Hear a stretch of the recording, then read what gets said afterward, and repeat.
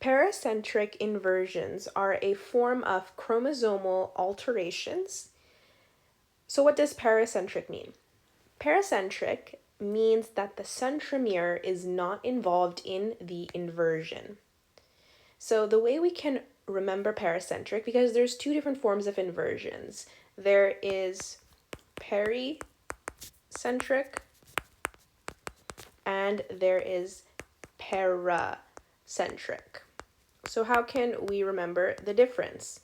Well, paracentric has an A in it. Whenever we have A in front of a word in biology, it's Latin for not. So A often means not in biology because it's in Latin. And then when we think of centric, we can think of centromere. So no centromere is paracentric. So in paracentric inversions, the centromere is not involved. So here we can see our normal chromosome and our inverted chromosome. In our normal chromosome, we have the lettering A, B, C, D, E, F, G, H, I in normal alphabetical order. But in our inverted chromosome, we go A, D, C, B, E, F, G, H, I. So what have we done? We've simply inverted this section over here. Instead of going B, C, D, we're going D, C, B. Now this inversion does not involve the centromere. This yellow portion over here, that is our centromere. The centromere was not involved in the inversion. The inversion is happening on the other side of the centromere, and the centromere was not affected. So this is a paracentric inversion. The centromere was not involved. So in our chromosome, before we undergo meiosis, we obviously want to duplicate our chromosomes. So we're going to duplicate the chromosomes as such, and we can see the normal gets duplicated, the inverted gets duplicated. And now in meiosis, we often see the synapsis of homologous chromosomes, and those homologous chromosomes can undergo recombination to produce genetically unique chromosomes, which will go into our gametes. So when we see the synapsis occur, so synapsis will occur in prophase, but there's a problem. When synapsis occurs in normal non-inverted chromosomes, they have to line up properly. For example, let me use a different color. Let's say yellow. So if I have A, B, C, D on one chromosome, on the other chromosome, I also have to have A, B, C, D line up. And these letters just are simplifications, and they're actually genes we're talking about. So gene A has to line up with the homologous gene A, and gene B has to line up with the homologous gene B. And if they don't line up properly, we cannot get proper crossing over. So that's what we see over here, is that here we have a problem. Gene D cannot line up with gene D over here because the inversion has occurred. So what happens is that these chromosomes form an inversion loop. And an inversion loop is essentially we have to loop the chromosome around to get it to properly align with its homologous chromosome. So we can see when we looped it like this over here, we switched the orientations of the letters on the orange chromosome. So now we can see that B will line up, C will line up, and D will line up just because we added that loop. Now that we've added in that loop, and synapsis is occurring, remember this is happening in prophase, now crossing over is going to occur. Crossing over can occur anywhere on a chromosome.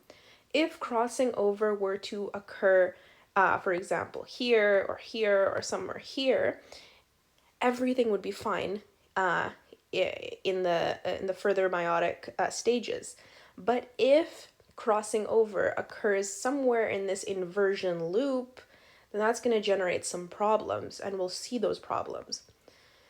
But let's say that we have crossing over going to occur between B and C.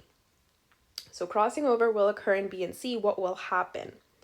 So let's just follow along, and first of all, let's make note that this chromosome right over here, it's not gonna undergo crossover, right? It's the inner one that's going to cross over with this orange one. These two are gonna cross their materials over. So the outer green and the outer, the inner orange, so we can make note over here, this orange, it's on the inside. It's not going to cross over with the green because it's on the inside over here. This orange is going to cross over with the inner green. So the outer orange and the inner green are going to cross over.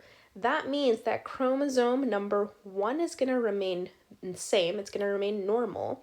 And chromosome 3 over here is going to remain normal. Now, let's start with chromosome 2 and see how crossing over is going to occur. So on chromosome 2, we start off with A, and then we go over here and we get to B, and crossing over is occurring between B and C. So that means here we're going to see a crossover event where green will exchange genetic material with orange. So where B is going to be our green, but then when crossing over occurs, now we're going to exchange it, and it's going to go C, D, follow the loop, and we end at A. And we can actually see this drawing right over here. So make note that over here we started with A on number 2 chromosome. Number 2 chromosome, we start with A. Then we go to B. Crossover occurs between B and C. So that's when we see that exchange. And now we're at C, D, follow the loop, and we end at A. Now, what's interesting to note is that we started over here at 2 and we ended up at 4. And now we are connected to 2 centromeres. And we'll see how that creates a problem in a minute. But let's look on the other side. So let's say now, so for first we started off on this side. For number 2, let's start number 2 on this side. So number 2 on this side, we go I, H, G, F, E, D, C. Crossover occurs between B and C. So now green goes to orange. So now we're at B. Follow the loop, E, F, G, H, I. And then we can see this right over here. So for number 2, we started over here, just like that. And crossover occurs between B and C. We were at green, crossover occurred. Now we have orange, and we followed the loop. And we ended up at 4'. Now this chromosome, it lost the centromere. Because remember, we went like this, crossover occurred, we came like this. Where's the centromere? We didn't get it. So since we don't have a centromere on this chromosome, this is actually going to be non-viable, and it's not going to be able to yield a viable gamete. So we're going to lose this chromosome over here. So over here we can see that this chromosome is going to be lost. But what about this connection that we have right over here? So we can see this connection. I just straighten it out on this side. But we refer to this as a dicentric bridge. So it's referred to as a dicentric bridge. What's important to note as well is that this chromosome, is referred to as acentric. We can break down these words as well. Acentric. A means not in Latin in biology. Centric referring to chromosome. So it means no chromosome, right? So no chromosome. This is dicentric, meaning 2 chromosomes, because di means 2. So this is a dicentric bridge. This is the acentric chromosome. So how do we get rid of this dicentric bridge, because right now our homologous chromosomes, they're attached to one another. How do we break apart? And it's gonna break apart at any random point. It could break here, it could break here, it could break here, but let's just say it breaks here. If it breaks here, what are going to be our products? Well, our products is going to be where this chromosome is only going to be left with an A, because we can see if we break it here, we're only left with an A. And then this chromosome is going to have A, D, C, and B, because remember, we're breaking over here, so we'll have all of this on this chromosome.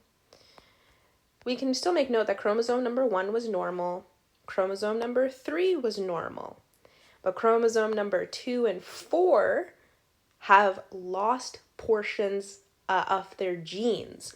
And since they've lost the portions of their genes, these are going to be non-viable. So remember, meiosis produces 4 gametes. Okay? Now, those 4 gametes, well, we have 2 normal gametes, 2 viable gametes, and 2 non-viable gametes, because we lost genetic information. And that is essentially paracentric inversions. So in paracentric inversions, they do not involve the centromere. We can go back up here and we can note that the inversion did not involve the centromere. It forms an inversion loop to ensure that the genes can align. And as a result, from crossing over, we form this dicentric bridge and this eccentric chromosome. The eccentric chromosome is non-viable, so it's not going to be part of the further process we're looking into. And then in the end, we end up with two non-viable chromosomes, and we end up with 2 viable chromosomes.